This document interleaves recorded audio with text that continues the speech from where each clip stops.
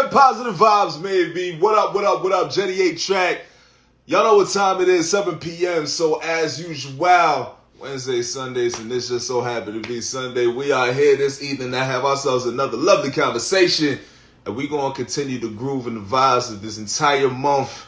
The context of breaking down a lot of shit as far as how we see black culture, Black History Month or Black Future Month. Let anybody else tell it, you know what I mean? Certain billionaires out there that run the culture as far as the influence and impact. Shout out to Genius. This motherfucking documentary is something special. You know what I'm saying? Forget all that. We here for this. You know what I'm saying? What's going on with y'all? Angelica the woman, what's going on, love? How you? Coco, what's going on with you, love? Dash, what up, fam? So before we get into it, you did. I want to send the invitations per usual. Manny K. Macabre, what's going on with you, love? We're going to get down to what we're going to get down to. I got to put the topic in the joint and everything. We're way too relaxed thinking that I already got things smooth and settled out and shit, you dig? But it's been quite a day, though. I ain't going to hold you. Work kind of worked me, but I guess that's what work is supposed to do, you know what I'm saying? God is good. I'm blessed. I'm about to get into my motherfucking Indian sitting pose position. What is this? Lotus position? Whatever the fuck, you see what I'm saying? So today we are going to be talking about interracial. So we're going to be talking about the dynamics of African, blacks, mixed. We're also going to be jumping into also going to be talking about interracial relationships, which I guess could be interrelational. Y'all know what it is, you know what I'm saying? Don't mind me. So I'm just going to put the topic up right now. And then we're going to bring my fam Dash up in here so that we can continue and start this joint out the way that we're supposed to start this joint out. You did. Interracial relations. Boom, boom. And this is officially part 3 of the continuation of conversations that we done had so far since this month done started. So glad to see all y'all up in here, you know what I'm saying? That African butterfly, what's going on with you, love? Hey, once again, T-shirt Mercenary, official sponsors for PVM, the official sponsors for PVM. We will be having positive vibes, maybe merchandise available on T-shirt Mercenaries on IG real soon. T-shirt Mercenaries will be having our merchandise for PVM soon, shortly. Y'all stay tuned. We ain't playing with this shit, you dig? Ooh, we got everybody that we need. Let's get the pot stirring, you dig? This guy. What up with you? Hey guys. What's going on, 50 Cent? How you living, 50 Cent?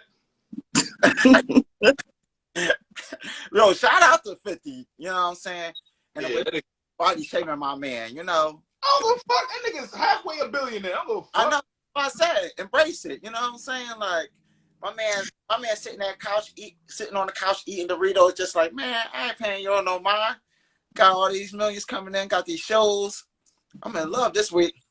I ain't paying none of these no mind. You know who I'm paying mine to? The lovely, that African butterfly. Neymade, how are you this evening? I'm good. Thanks for having me, guys. Thank you. I always enjoy chatting with you both. Oh, thank you for being here. Thank you for joining us. It's always lovely to have you join us and to break bread with you. It's always a delight. And tonight is no different. So thank you so much. No problem. Right on, right on. So Well, let's. how's everybody's day so far? Ooh. What? I said, how was everybody's day so far before we get up into the mix? Mine was excellent because it was my last day of work. I'm going on vacation for the rest of this week and next week. Yeah. So. Where you off to? I'm just going to go upstate New York to visit my family, my mom and my sister and nephews. Okay. Up to Rochester. I can take that. Oh, shit, bro. I'm up there. I'm going up there myself in a couple weeks, so. Oh, shit. Yeah, everybody up to upstate, huh? It's the place to be. Yeah. Apparently, right? Like, how about you, Jetty? How you living today? And I got work today, bruh. The job worked my ass. I was out in the cold for like 2 hours trying to like put some plywood in somebody truck. And the person that was operating the forklift, I ain't gonna say they didn't know what to do, but everybody, including myself, takes responsibility and accountability in the fact that the job didn't get done the way that it could have, but it got done eventually. You know what I mean? But goodness, labor jobs, no game. Yeah. Don't you just explain that to me? I know all too well. All too well. Bro, here, I'm with y'all. I'm smooth. You know what I'm saying? Hi, Samaj. Is yours freezing as well? Like, I'm not sure if it's my connection. Are you guys? Am I coming in and out for you, or No, like it's good, or I'm in and out? You look Good. good. hey, yeah. All right. I guess it's just me. Oh. Well, hopefully it lasts too long, you know, like. Shaylin, what's going on? What you love? Okay, so look, it's a few things that I'm excited to get into. I ain't gonna hold you. The second part of this conversation, I kind of want to jump into, but we gonna hold off on that. We're gonna hold off on the interracials, and we're gonna start the pie off the way we supposed to start the pie off, with the base. You know what I'm saying? Before we get into pie shit, we gonna start with the base. You know what I'm saying? So to continue off from where we left off from our last conversation, Neymade, in relations to, you know, how once upon a time you were regarded as a quote unquote Oreo, which makes no sense to me. You know what I mean? How we talked about intelligence not necessarily correlating with black culture as much as it has this connotation with it being connected more to white culture and things of that nature. Let's jump into each one of our perspectives as far as why we believe that there is such an abrasive dynamic regarding blacks, Africans, and mixed. Because you know, me coming up, I was born here. But you know, I'm a first generation African American. So that means my mom and my dad, whoever that nigga is, they came from Liberia, gave birth to me here, right? So, you know, I had a lot of American flavor growing up naturally, but because of who I am and my name, Jetty, you know what I'm saying, far from an American name, I used to get a lot of shit growing up, you know what I'm saying? Being in grade school, whatnot, you know, the whole African booty scratchers and why I know all this other fuck shit, you know what I'm saying? It used to bother me to a degree, you know what I'm saying? I ain't gonna hold you. But it used to baffle me at the same time because, you know, if we look the same and if colonizers and oppressors, if you will still regard all of us being the same in the same basket, where the fuck does the benefit come from with this divide between blacks, Africans, and mixed people? Because I really don't get it. And I'm not saying that this is right, but I get Africans and blacks versus mixed. Now, once again, I'm not saying that it's right, but I get it. You know what I mean? Because there's an argument that could be put forth for that. I don't get sometimes Africans and blacks. And that's coming from a person that is African, that looks at certain Africans in the way that you look at black culture. You know what I mean? So what kind of light could y'all bless us with starting this conversation as far as y'all perspective regarding that? You want to start off? Sure. So there's a lot of there's a lot of different thoughts in that, you know, whole conversation. I think first and foremost is the fact that just human nature makes us want to feel superior to other people. Like, and it's actually a major pet peeve of mine because I wish people would fight the urge more. Like, I wish more people are okay with being like, they like this thing and I don't like this thing. It's different, but it's okay. But instead, we very much are like, my thing is awesome, their thing sucks.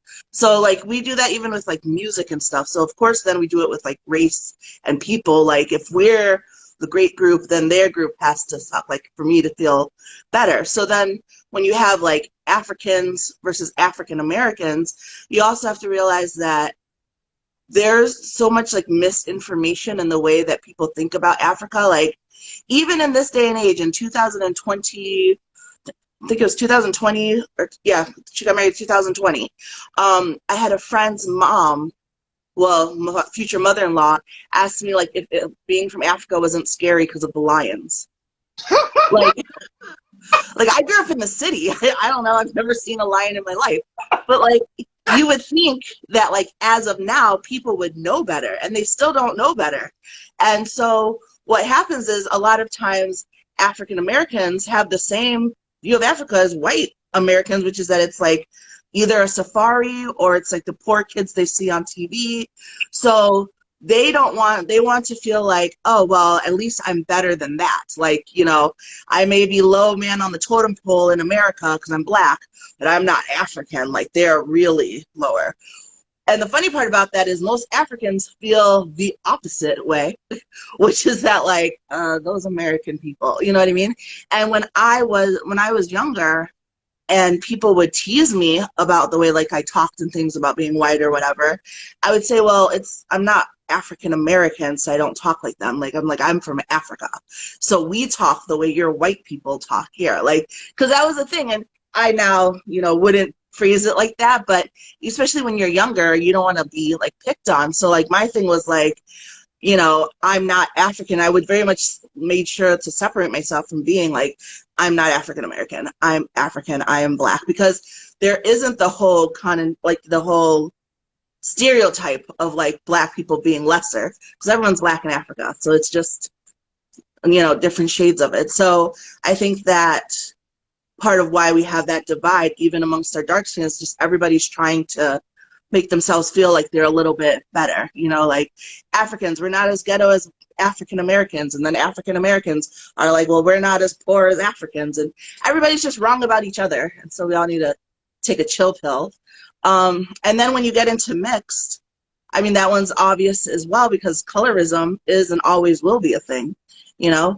And it's not even just with the whole mixed things, is you see it across all cultures. Even like Indian cultures, the lighter people were richer, the darker people were poorer. And then it correlates into how we think about stuff now, whether it's on a small scale or a larger scale. Like, you know, at the age of 4, kids start like connecting whiteness with virtue and with being right, and darkness with wrong. Like 4 years old, they're already in their mind, no matter how you've raised them.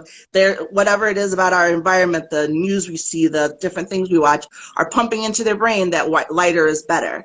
So that if no one's checking you on that, and if you're not having some anti-racism training, really training your mind, you're going to grow up thinking that. And then you have the animosity for it, because you're like, oh, well, lighter, especially on the girl end, like lighter girls are more exotic. They get picked more. They blah, blah, blah, blah, blah. And then it's just animosity. People protecting their biases, yeah. Yeah, very true. Protect their biases. And Pretty Rude also said, I think they do know better. Mm-hmm. Oh, you think with the African thing? I feel like they have to. Like, there was a while where I could give people the excuse of like, oh, they don't know. But it's like, come on now. Like, everyone has the internet and Google at their fingertips. Like, at this point, ignorance is really a choice for a lot of people. True. And I ain't gonna hold you, like, back in 07, I was one of those people that thought like Africa, you guys was walking with the lions and the elephants all day. But I did have a homie like kind of school me on like how y'all live, like how it's so sophisticated, and like to be surprised, like it's things that y'all have that's like higher advanced than over here, like. So like it was just like, oh shit, like it really opened my mind. But yeah, it is ignorance at this point, you know, with the internet and with like social media being as what it is, and so many artists like going back to Africa to like, for you to still have that mindset, yeah, that is on the person at this point. But this country is built on ignorance as well, so you know, we out about a lot of things. Like, yeah. To that point, Dash, I would like to point out the hypocrisy in all of this, and the irony, the hilarious irony, that the entitled ideology and mentality of the average American believing that they are more intelligent, when on a global basis they are at the bottom of the list as far as Yeah, Yeah. we really Yep. are. Look, I Yeah. for the And Nigerian that's across the board on most things. Like, let me and tell that, you, Nigerian people. Look, I am proud. I am proud to be Liberian. You know what I'm saying? I'm a die proud to be Liberian. But even my mom would tell me about Nigerian people. Nigerian people don't play. Nigerian Yeah. people everywhere. You fuck around, you won't have a Nigerian doctor take care of you. You'll Yeah. have a Nigerian motherfucker that runs stores. You know what But I'm the sad thing is though, that's not what people will think about if you mention Nigerian. What do they think about if you mention Nigerian? saying? Oh yeah, scammers. The scammers, right? Like they're one of the most educated groups, but all people will think about if they're mentioned is the scammers. You know what? I can't. It's fucked up, and maybe this could walk most the next thing that's around. Not, I'm not gonna say all of them, but they're so sharp. Sometimes they are too smart for their own good. Nigerian people sometimes are too smart for their own good. Like And the football team. I was telling y'all about the Nigerian driver or whatnot. If I didn't know myself, he would have been playing me the whole ride. That was the only way he respected me. You know what I'm saying? no, that story you told dude Sylvia laugh like, yeah, echo. But no, I mean, yeah, I mean, look, I haven't had the experience with the Nigerian scammer, so you guys kind of got to fill me in on that, because like my experience with Nigerian people has been minimal, but it's all been good. Like for me, I thought you were about to say they party, because all three of them that I know, they're serious partiers. Like they work super heavy, but they party even harder. Like, so they'll go from working a 10, 12-hour shift and be like, look, we might party for the next 6 to 7 hours. You down? Like ah. Yeah. Well, I think it's also, and that's why I always push for it too, for people to stop calling it Africa when they're talking about certain countries. Like, call the country by its name. Like, people don't say like, oh, I went to Europe. They'll say I went to England, or I went to Spain, or I went wherever. But they'll say Africa. Like, Africa isn't like the size of the US and China together. Like, Africa is a huge ass continent with like 54, I want to say 54 countries. Like, the range of races, the range of colors, the range of like ones that are more like traditional with villages and things like that versus ones that have like huge ass statues and skyscrapers. Like, it's an immense continent. And so for people to just say, oh, I went to Africa, like that doesn't tell me shit, to be honest. Like, you could have been anywhere. You could have been in a safari, you could have been in the jungle, you could have been in the city. And also I think it's also a level of respect for you to say like, oh, I went to this country, because the people who inhabit South Africa aren't going to be the same as the people who inhabit Kenya, and like, think about it here. God forbid you get someone's state wrong. We all live in the same country, but like, have someone be from like Minnesota and you say their accent sounds Kansas and they lose their minds. Like, people want that respect of like, hey, this is where I'm from. So imagine that on the scale of like your entire country being dismissed under your continent. Like, what if instead of saying like, oh, I'm from Canada, I'm from the US, I'm from Brazil, we just were like, oh, we're from North America. We're all North American. Like, what does that tell anybody? So that's my little soapbox. Say the country, and tell other people to say the country, not just the continent. That's a fact. And please stay on your soapbox. Because to agree with that and to compliment that, I can only imagine how ignorant people who visit America sound to Americans overseas, and they see Americans and they're like, oh, I've been to America.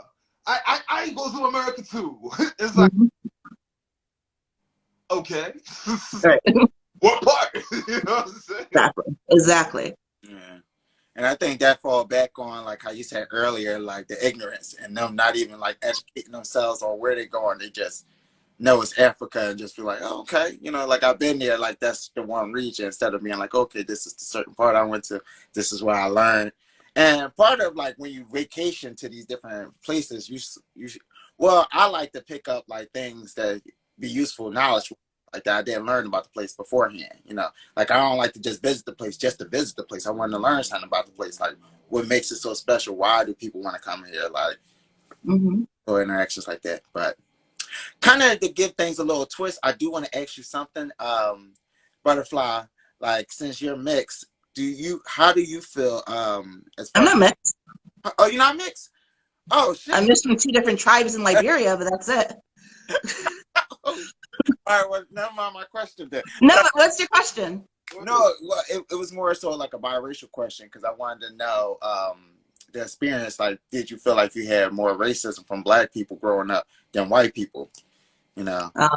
Yeah. I mean, I can't answer it under a race standpoint. I can answer it under a cultural standpoint, which is because I was so Oreo, and we talked about this the last time.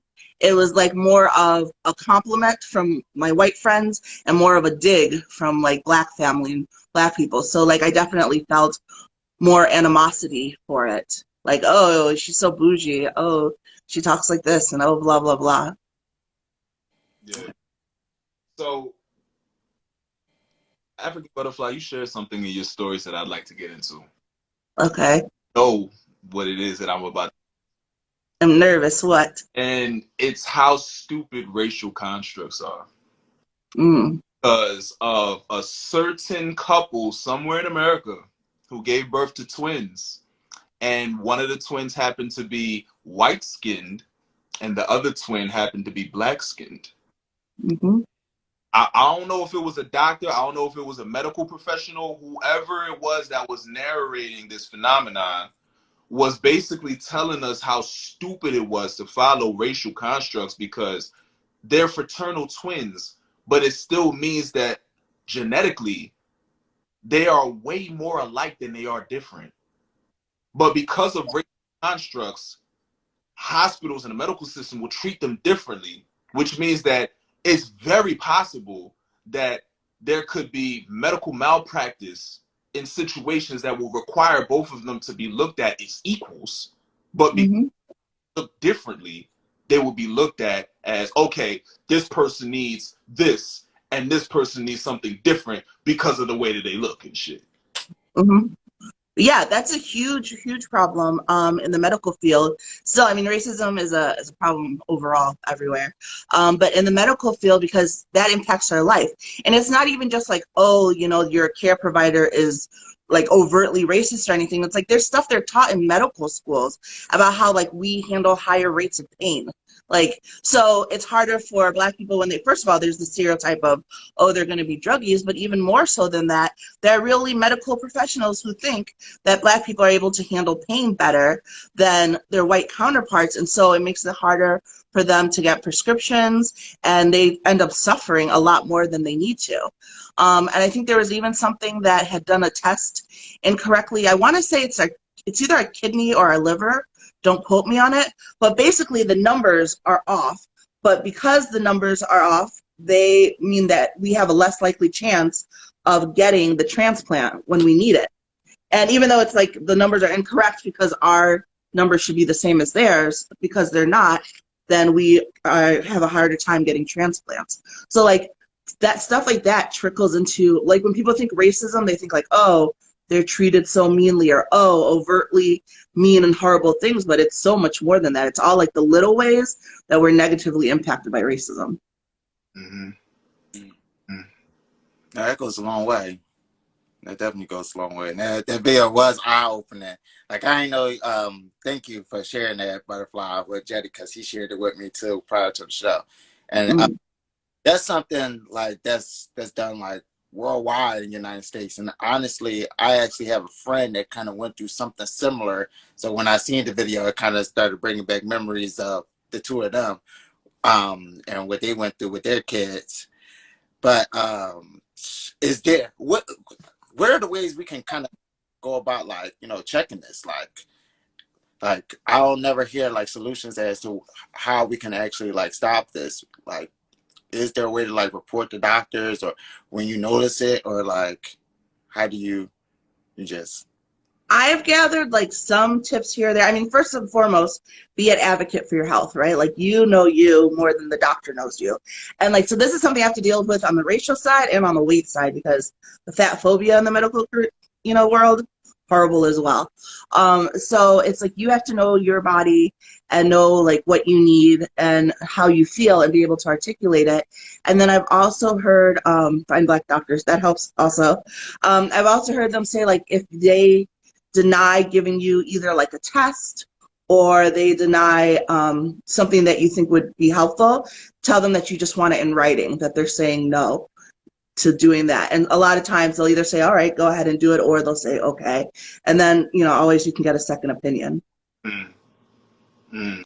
Yeah, expensive after a while. I always have to get like a second or third opinion when you just going to the doctor. Like it's already expensive going to the doctor to begin with. Exactly. Go a second and third time to get something confirmed or know about something that you may be dealing with, just because they want to play blind to what's affecting you just because of your race is kind of difficult. Like it's frustrating beyond compare. It's super frustrating. That's why there's such a mental health issue in the Black community as well, is because of that sense of like hopelessness. Like you need help, but you don't have the money, or you want to see these changes that we're talking about. Like you said, sometimes it doesn't feel like there's a change or solution out there, and they're little ones, they're baby steps. You have to kind of focus on the baby steps so you don't get overwhelmed with how much change isn't happening.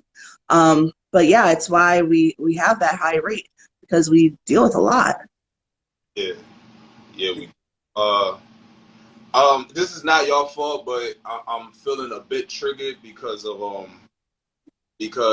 the reality of finding second and third opinions, admittedly, wasn't an option that I personally explored with my mom while she was still here. It takes a lot. It takes a lot to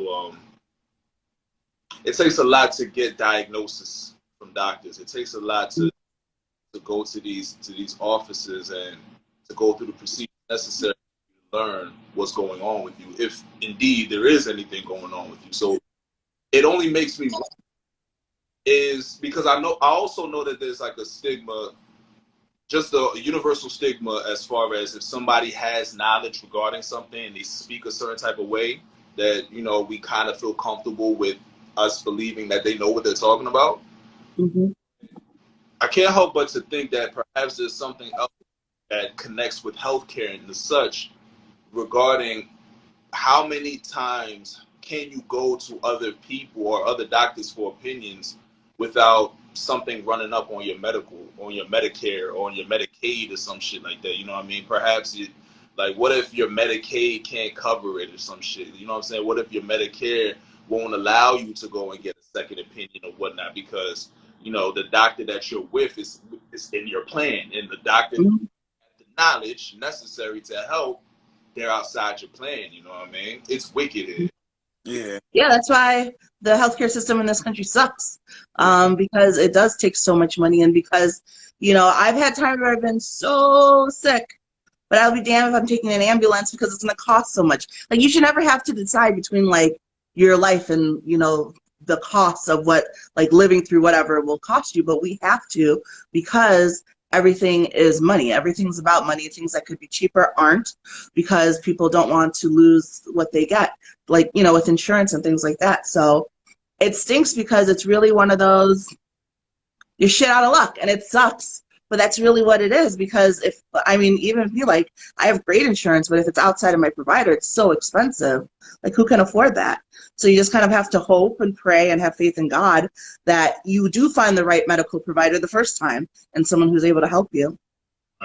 That's tricky right there in itself, because like depending on your insurance, you only allow a certain amount of doctors at hand, and typically they really, none of them typically really specialize in one particular thing. They're just supposed to be broad doctors with a broad knowledge of everything, but really that don't really make you feel safer as a patient. Kind of, honestly, it makes me more nervous, like it's just like, and so many cookie jars. Like, how can I really trust your opinion is right on, Yeah. And then if I follow this procedure and I don't see the steps, that you said I was expected to see, now I become suspicious, and now I decided to want to take my medical in my own hands. You know, like where I'm like, now he said I was going to do this in this much time, but I haven't seen the results yet. Maybe I fall off that medication, and maybe that might, you know, fuck me up. Trigger something else. Yeah. So, Mm-hmm. but Yeah, it's like that. I'll jump a little bit into my mom's situation in her case or whatnot. When she transitioned because of complications regarding her lungs, non-COVID related. It was backup from years of taking kidney medication, and it was also kidney complications. But when she went there, she didn't even go there for anything regarding that. She went there with something regarding her leg. You know what I'm saying? There was a situation going on with some cysts, I do believe, or abscess. I'm sorry, not cysts, abscess. There was some abscess that she had in her thighs, and we went to the hospital. You know what I mean, to get it checked on the one leg because her leg, she started getting edema. So in her one leg, we went to that one leg, and they didn't even do anything. They found an abscess in the other leg, and they started treating the other leg. So now she's going through her pain in the leg that we went there for. You know, and Wow. doing all this shit to the other leg, and it's just it's shit wicked. Like it's nasty. Yeah, it is. and see, that's a big reason why Black people are nervous about going to the hospitals right now in America. Like the same story you just gave about your mom is like a similar experience my stepdad went through before he died. Because I still remember his last day like it was yesterday, and I still remember he went in for a daily checkup. Like he had recently had heart surgery, and he was just going for a checkup, and he had an in-house doctor telling him he was doing phenomenal, and he go there for the checkup, and they treat something else, and then 5 hours later they saying his heart is going bad, that he not gonna make it. And it's just like, well, how did you from super well to dying in the midst of 8 to 10 hours, you know? Like, Yeah. It's the medicine, yo. Yeah. It's hard. It's medicine. It's not having them. It's part of it is that we wait until it's too late, right? And some of it is because who wants to go to the doctor, and some of it is because it's just expensive. Who can afford to go? So part of why, like, when we do finally go, it's the last leg is because we've waited so long. And it's unfortunate. There's like economic reasons, cultural reasons, but we all feel the impact of it. And someone in here mentioned turning to nature. I think that's huge. I've actually been looking a little bit more into that as well, because it's rough taking medicine when the side effects sound worse than what you are dealing with. I'm like, wait, you want me to take this for the migraines, but all of this could happen to me? So it's nice to know that nature is an option. And I've been looking more into that and reading on like vitamins and herbs and things to take. Yeah, but even to swing that back to the conversational topic, what I mean, that's where we come from. We come from nature being our doctor. We come from nature guiding us in the sense of the medicine necessary for our ailments and our maladies being all around us. However, and this is also a testament to Pretty Rule. Shout out to Pretty Rule, who said, unpopular opinion, you turn to nature, there's a cure for everything. Diet matters, habits matter, knowing what they do to our food matters. This is true, but you also for that. You know what I mean? So if you're not tapped in, and there's levels in being tapped in as well, you know what I mean? It's just like going to school. It's just like taking the Hippocratic Oath. It's just like going through like 10, 12 years of medical school or whatnot. You have to be so invested in being tapped in that you know what these things do. Otherwise, you'll be eating and ingesting and doing all these things that have medicinal purposes, but they aren't focused on the things that they need to be focused on because you don't have an awareness of how to eat. You know what I'm saying? Mm.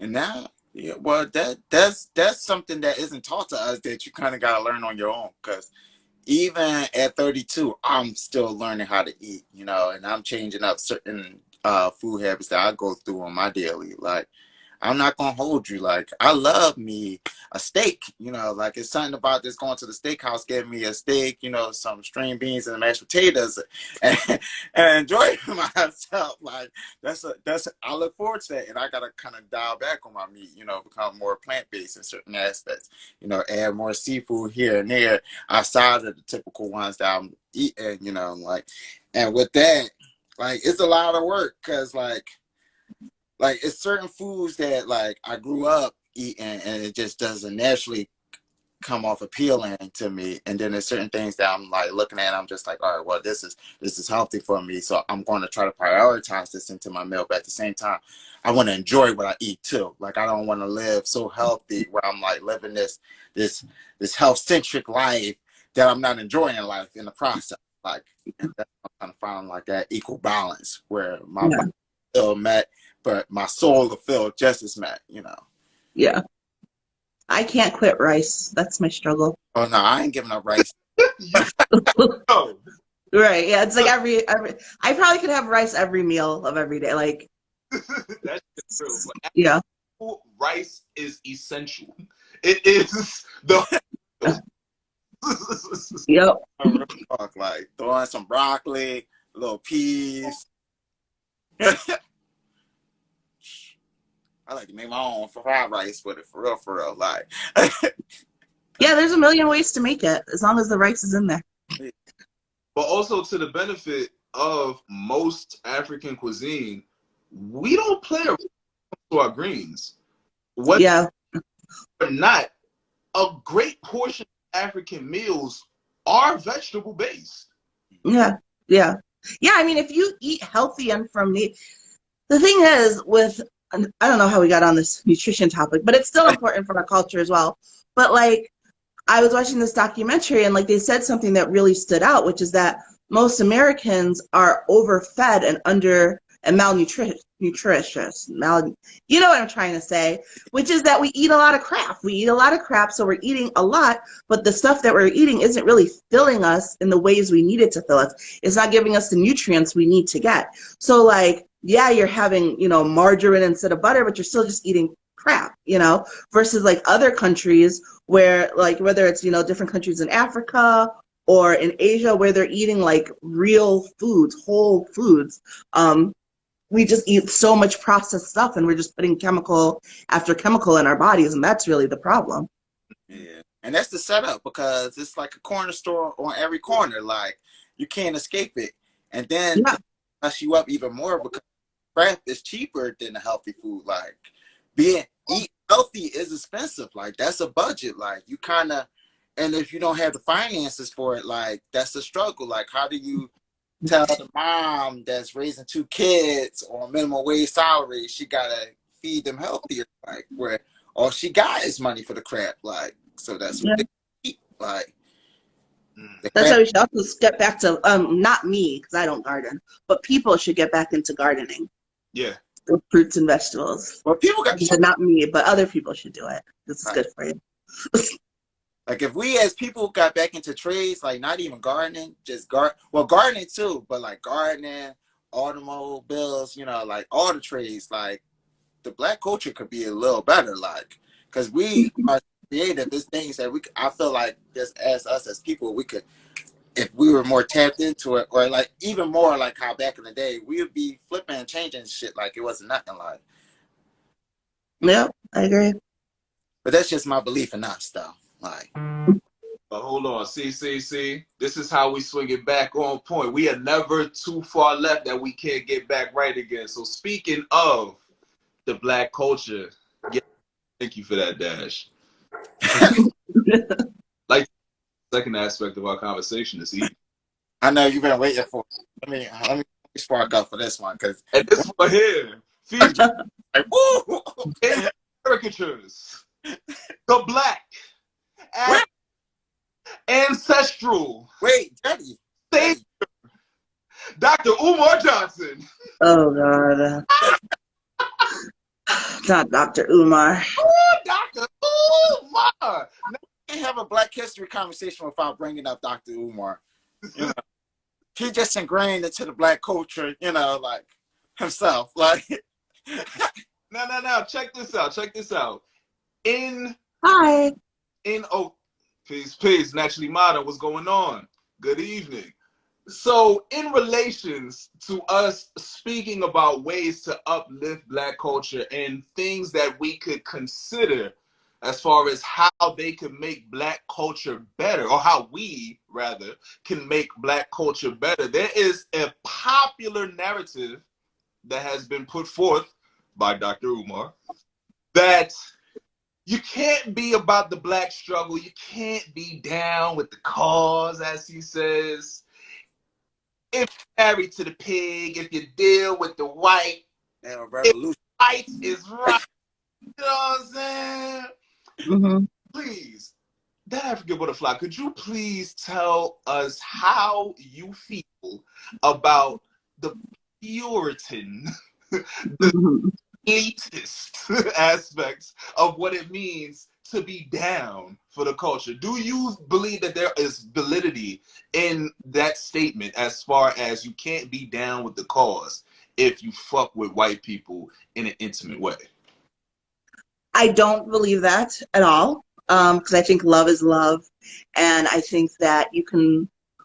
I know white people who are more or better well versed on like Black issues, like academically, obviously not from a lived place, but from like I've learned, I've researched, I've taken the time, I know these things, than some Black people. So if you're with someone who truly cares, I don't think that race matters. I do think that if you are someone who cares, though, it's harder to be with someone who doesn't, who's of a different race, right? So, like, growing up where I've grown up, like, I've dated all different races.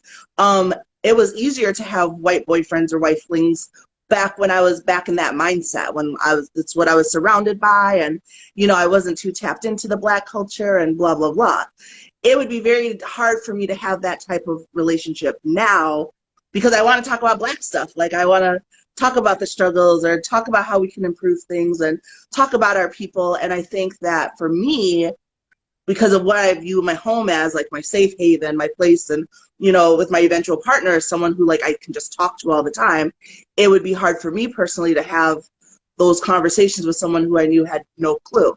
And especially since what I love doing is talking to people and teaching and things like that. If I'm doing that on the outside, I don't want to come home and do that. I don't want to have to come home and teach you, even more. So can you be down for culture and date other races? Absolutely.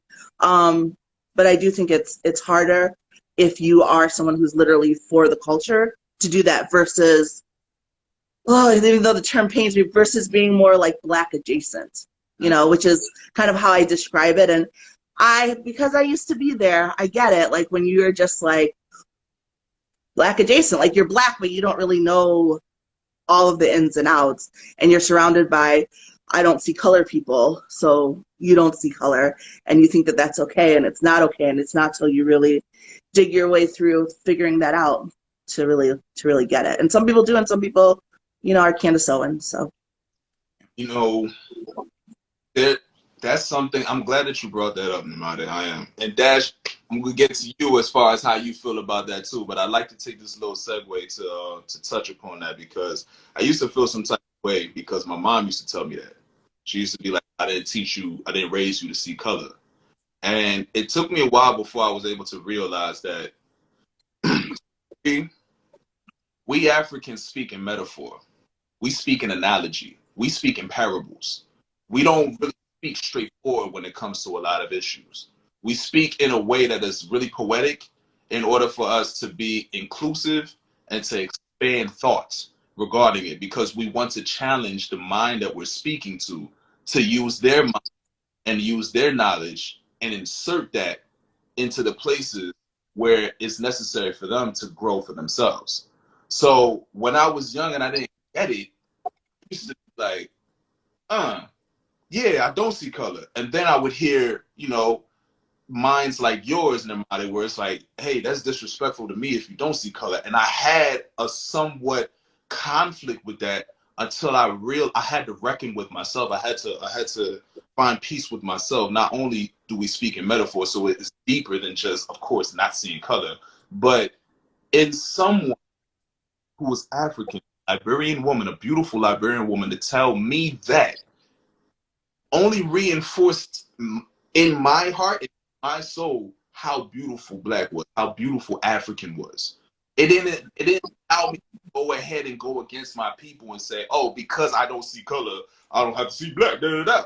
No, it made me admire the wisdom of such a woman to let me know that these constructs, these superficial constructs, shouldn't be something that holds you back from caring about the next person.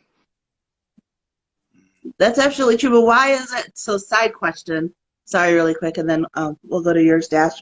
But like, why is it? Do you think then that there are so many of your brothers who will specifically go like, oh no, I don't want to date Black women. Like they were raised by a Black woman, they're nurtured and cared for, and now they're like, I want the exact opposite. Oh, we can go with the girls. And That's into my probably because ass niggas. Let's just I'll say it. Don't worry, flag me. They bitch ass is what it is. I didn't have a pop in my crib, neither. I had a step pop, so I had a father figure, sure. But I had to go through my trials and tribulations and understanding what manhood was for me. You know what I'm saying? And the irony in that came from being able to acknowledge how strong my mom was, from being able to and my mom was. For example, my last name, is Carney, right? Carney is the name of my father, my biological father. Jetty Carney, I took first and last name from my biological father. However, my biological father put a knife to my mom when I was young, and because of his bitch assness was like, don't ever leave me. If you leave me, I'm gonna kill you. And so she acquiesced, but the first opportunity she had, she left with me. Period. So at some point, for a long time, I had a bitterness and a resentment towards my father. I didn't want my last name. Another last name of mine's, Dash knows, Sony. Sony is another last name. I lived with Sony as my last name for quite some time. However, Sony is my grandfather's last name, the polygamist, who neglected the wife that walked out. No, that neglected my mom because my mom's mom was his favorite. And because she walked out, he decided to be a bitch ass nigga. But my mom, being the type of person she was, having the heart that she was like, you have to take your father's name. I never understood it until I grew the fuck up, because she gave me the opportunity to re-engineer, to reconfigure that was once one thing into something else. So not only did she honor my father's name in allowing me to have it, but also there's things that we don't understand. There's an old African adage that what the old people, what the elders can see sitting down, the young people can't see standing up. There's a lot of things that we don't understand within our emotional states that the elders had to deal with in order to pave the way for us. You know what I'm saying? So there was a time that my mom and dad were in love. She honored that. Regardless of what the fuck, honored that. That takes a certain level of maturity.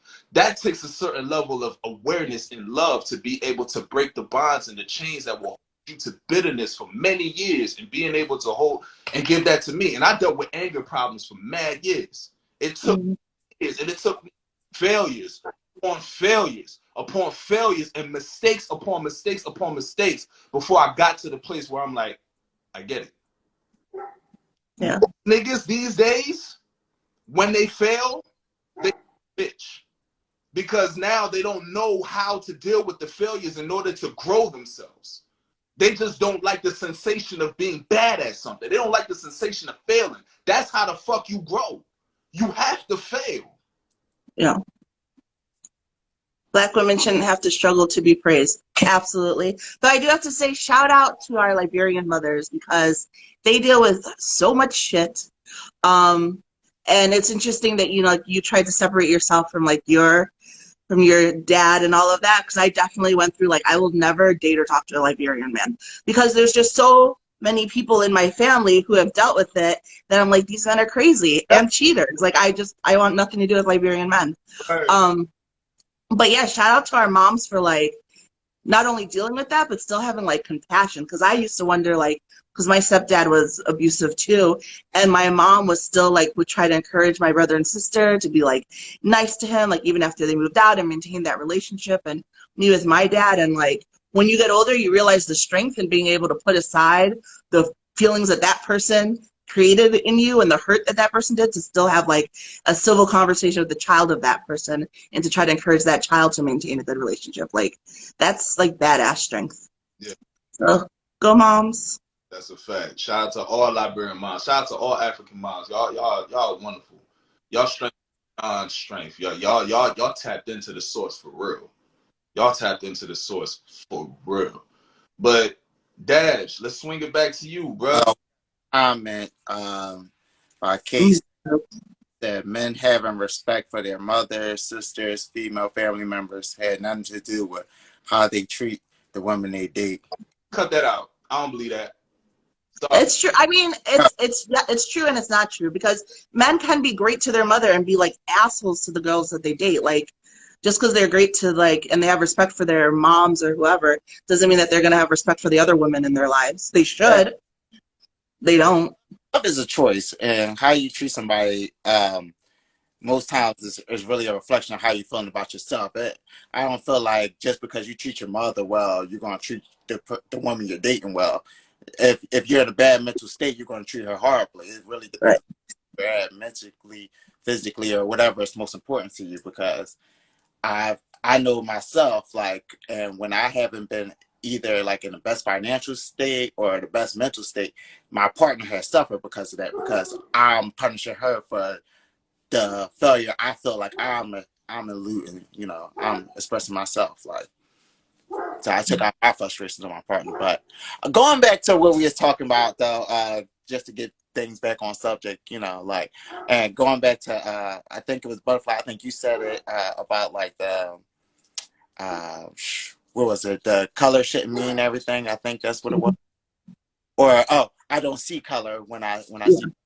Yeah, so that comment to me is alarming as fuck, you know, like, and I get petrified when I hear people say that, because as a black man raised in this country, I need you to see color when you see me, because I need you to know all that I go through in my day to day, or at least have a working knowledge of what I'm going through. So when I exhibit a certain behavior, you don't just go to, oh, he's out of control, or oh, he's too emotional. Like, you take in mind some of the shit that I go through day to day that I might not express that I'm going through day to day, and I just wear a smile on my face. But today is bothering me more than it typically does. So when I hear I don't see color, what I hear is I'm not taking accountability towards the racist behavior I may exhibit towards you, you know, like, see color. Like, I don't care if you fuck up. Like, I'd rather you see color and we can work through those issues. Like, and you say something, you be like, yo, I fucked up, my bad, where did I fuck up at? And I can educate you on, you know, like, black culture. But I need you at least see color, because I see that you white. You know, like, the privilege you get, I see that clear as day. So I'm never going to be like one of those people that, like, I don't see color. But like you, come on. Neymade, I did it outside of my race a lot, especially growing up. So I don't see a problem with love is love, you know, like, and whoever you love it, you know. But for me personally, as I've gotten older and I just, you know, learned more about like who I am as a black man and the values and things that I hold near and dear to my heart, for me personally, only a black woman could satisfy my needs, you know. The peace I'm looking for when I come home at night, only a black woman can provide, because only she is going through what I'm going through. Like, yeah, I can love this Caucasian woman or this light-skinned Puerto Rican or whatever the race is as much as I want, and she can understand my plight to an extent, but she will never truly 100% know my plight and what I go through, you know? Like, it's just certain things that, like, I can explain to the cows come home, but she won't ever experience, you know? Like, I can explain it and she can fully have a working knowledge of it, but without actually having that experience of actually going through it, like how can you really relate all of it so much? Like you can be sentimental and you could want better, but like I can't, like it's almost like, for instance, like when a woman gets pregnant and she has a baby, like as a man, like you're sympathetic to her that she going through pain, but you don't really know the agony she going through when she pushing that baby out. Like you can be like, yo baby, I'm gonna hold your hand, I'm gonna do this, I'm gonna be there for you, but it's only so much. At the end of the day, she gotta walk that path alone. And like as a black man, I just want who I choose to be my queen and my wife to be able to walk that path with me. I don't want to, like the world's already hard enough as is, you know, and it's hard enough being a black person, you know, in this country. Like I just kind of want whoever I decide to end things with is going to be my queen, and we can shoulder that pain together, you know, and go through that together. Like she could be my rock, like. But that's Yeah, and yeah. And, I was gonna say, and I think that, oh, did I cut? Sorry, I have the delay. Go ahead. oh no, go ahead. Well, I mean, I'll just wrap it up with this, like, because I do like some of the stuff Dr. Omar said, like to me sometimes be a little outrageous, but I do understand like his general point of view, like of like keeping like the black household, because like while the world is opening up and like more races are being more open to dating, like you do still kind of want like a black family, like to continue like that black, like nobody's 100% pure black, but you do kind of want like that idea of like, you know, like it's a black family out there, just like white people want white families and Puerto Ricans want Puerto Rican families. Like, there's nothing wrong with that. Like, but when you say like you're less of a person or you're less of this race because you choose to date outside your race, that's where the issue is. Like, I don't feel like you're less down because you date outside the race. Now, I do feel like your partner needs to understand the plights of your race and has to be an active participant of like trying to change things around, make things better for your race if they're dating you. Like they can't like I would hate for a black person to date someone that hates other black people. Like to me, that would make no sense. It'd just be like, well, how are you dating someone that actively, you know? Some do, which is a problem. Some do. To me, that's mind-boggling. It's just like, well, is that more of a lack of yourself or your race? Like, do you hate both? Like, do you hate yourself and your race? Like, I think it's a little bit of both, and because of that, or because they see themselves as not being part of their race, like I'm black but I'm other than, and that's they really pump you up. Not to speak all in terms of they, but like I can tell you, growing up around predominantly white people, that they make the praise of being not like other black people such a good thing. Like it's praise, right? Like you're so articulate, you're so this, you're not like other black people, you're wonderful. So if you never really have a chance to sort of escape that mentality, you grow up in it and you're like, yeah, I am better. Like, I mean, I would be like, I'm black, they're black, they should just work harder if they want things. Like, because that's literally the mindset you grow up around, you know? Like, and it's not even, and that's why I have like some level of compassion when I deal with or talk to, you know, like white people, especially middle class America, because their lack of knowledge or their racism isn't from an overt hate. It's truly from a lack of like knowledge and really taking the time to understand that, like, yes. And I had to do it more so because I am black, so I didn't really have like I mean, I guess I could have kept ignoring it, but I got older and wanted to educate myself. And you realize that, like, yes, I'm black and they're black, but like I was in the suburbs with all of these advantages that they never got because of where they grew up and that they should have gotten, you know? So you have to like educate yourself on those things. And so many people don't. And that's actually what I was going to say earlier, is that with the whole interracial relationships, while I'm, you know, again, love is love who you love, that's fine. My biggest concern, trying to think of the right way to phrase this, because both of my siblings are in interracial relationships. My biggest, yeah, I'll use the word concern, is just that when you have kids, your kids are black kids, you know, like you have black children now.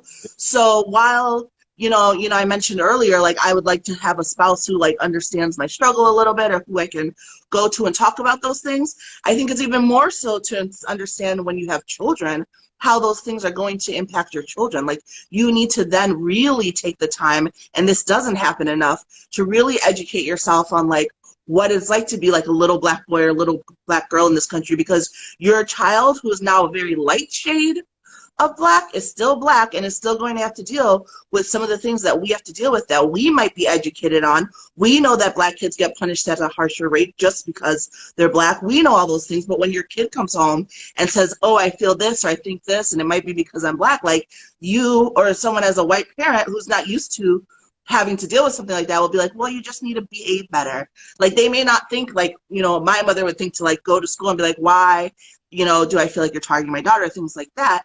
So it's really important that, you know, mix it up, have all the interracial relationships you want, love it. Just make sure that you are really taking the time to educate yourself on the struggles of the race that you're dating, because your children will have those struggles and your children will need you to be an advocate for them.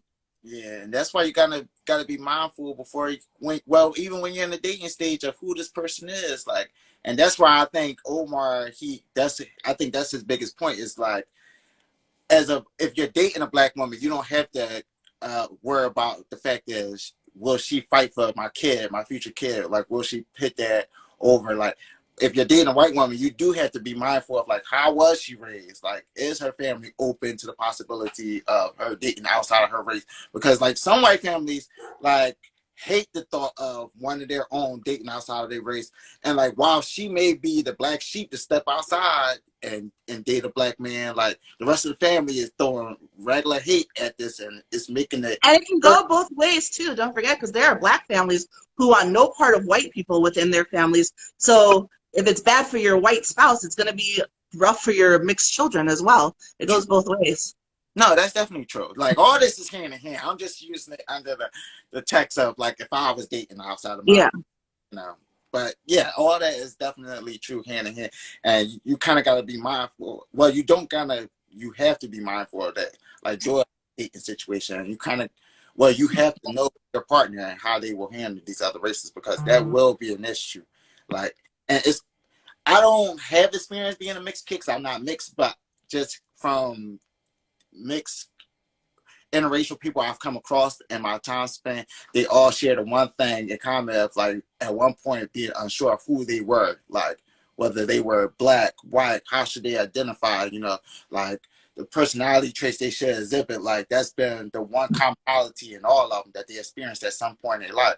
And as a parent, it's already hard enough raising kids, and I can only imagine how hard it is. But like, when you also have to explain to your child who they are and their place in the world, like, that could, like, that's going to be challenging as is. And then you kind of got to explain the differences in the race, and they're going to see for themselves like the way black people are viewed compared to white people, and make judgments according to themselves. And you have to live with the choices they're going to make and how they're going to personally feel about their race. And they also have to give them their power. Like, look, just because you're black doesn't mean you're less of a person. You're powerful in your blackness, but you're also powerful in your whiteness as well. Like, you're powerful in who you are as an individual. Like, look, the comments section has been clicking like crazy. I want to get to the comments, but we already rounding off at the 63-minute mark. So there's a couple of comments in particular that I'd like to get to. I'd like to thank everybody in the comment section for voicing your opinions, your insight, for dropping your jewels. We appreciate you. I appreciate you. We love you. But these two comments in particular, I'd like for us to just touch on real quick before we wrap up. Drummond Culture said, I think it's the same as a dad having to learn what it's like growing up as a girl. A man has to take the time to understand what it's like growing up not as a man. That's profound. You know, and it takes us, I'm speaking on behalf of me being a man, it takes that humility to learn that the world is different. You know what I mean? Like, sometimes I take for granted the fact that when I go out in the nighttime, it's significantly different than if a woman goes out in the nighttime. You know what I'm saying? And reminded sometimes by the stories of women who have gone through certain situations for me to humble myself enough to know my place as far as how I can assist, as far as being a part in the society, as far as a protector, as far as a provider, as far as whoever I'm meant to be for my fellow woman. You know what I'm saying? I dig that fully. And Jane Nicole said, and sometimes the interracial children may not even fit in with either side. How do you? Hey, yeah, she got people. Yeah. Yeah, no, that's real. That's real. How do we feel about what? How do you feel about interracial children not necessarily resonating with either side, and they're kind of like stuck in the middle? Ooh. That's a big. I heard that a lot from a lot of them. I honestly can't speak on it too much because I'm not interracial. But like, if anyone is interracial in the comments, we'd love to have y'all join PVM sometime and give us your experience. Yeah, it's hard because I think about, my nephews, because they're so cute and they're being raised that way. I think it's just really up to the parents, to let them know and that both sides of them are strong and both sides of them are important and they are who they are. It's like, I don't know. I do not know. It's very rare that I say that because I tend to feel like I know everything, but no, I don't know a lot. But yeah, in that particular one, it's hard. You just have to sort of let them know to have the confidence in themselves regardless of what their race is. But I think it goes back to the importance of not letting us being seen as a monolith. Like, you don't have to worry about if you identify more as black or white if there's no real harsh difference between how black people and white people are viewed, right? Like, if we fix that, then that lessens the, oh my gosh, which side am I? Because we're both viewed and treated equally and the same, and both sides are good. Both sides are still different, which is why no one likes to hear I don't see color, because you do see color. Color is part of our culture, and it's not a matter of like I don't see color. It's a matter of like I see color, but I still see it as being equal to me. I still see it as being on the same level as me. I feel like if we can get to that, then that'll make it a little easier for everyone, but especially the mixed kids as well. You don't have to pick. Yeah. I do. And yeah, that's tough. Like, I like that. I would love for that to be the way, like, when we lived in a world where like it wouldn't matter if you're black or white, but like in America, like Black or well, white. in general, like that's not really idealistic. Well, that's not realistic. Like, we always gonna see color to an extent. Like, like, even if you don't personally see color, like people who see you see color, and they're gonna judge by who they think you are. Like, by your meme that earlier, just by experiences as black folks in this country, you see, like, you can see it even like as much as when you're driving a car, and the cops want to follow behind you for that extra street, run your tags before they pull you over. Like, it's just certain things that you already know you're expected to deal with as a black person in this country. Yep. And that's why it goes back to full circle on the whole interracial relationships, because again, yes, you can love people, but like, was your spouse at home going to understand that the way that someone who has to deal with the same thing is going to be able to understand it? Probably not. Yeah, and that's why I'm saying I need me a queen. That's why I understand where Omar coming from when he say like black people, we need to be with black people, because like that understanding you only gonna get from another black person at the end. Mr. Two Wives Omar. Huh? Doesn't he have two wives? Shit. Look, I don't hold these guys to the words that they be saying, like my man J. Cole said on the prophets, on false prophets. Like, these niggas just be talking like just because the words resonate with me, I'm not buying that they really live lives that they saying. Like, we seen Derek. I mean, it's like anything, you pick and choose what message you take from it. Yeah. So yeah. I'm just listening to the message, not the vessel who delivered it. I dig it. Well, listen, we rounding off on 69 at the end of this conversation.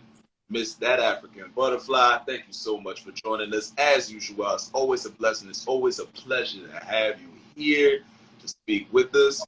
But wrap up, you know what it is, tradition time. What's a conversation that you would like to leave on the table as a lasting thought? As a lasting thought, we talked about so much.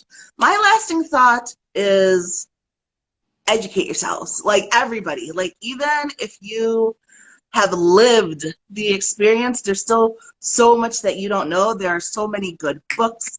I can recommend some. There's a million podcasts. Like, we have so many ways to take in knowledge right now. There's literally no excuse. Like, you can watch YouTube videos.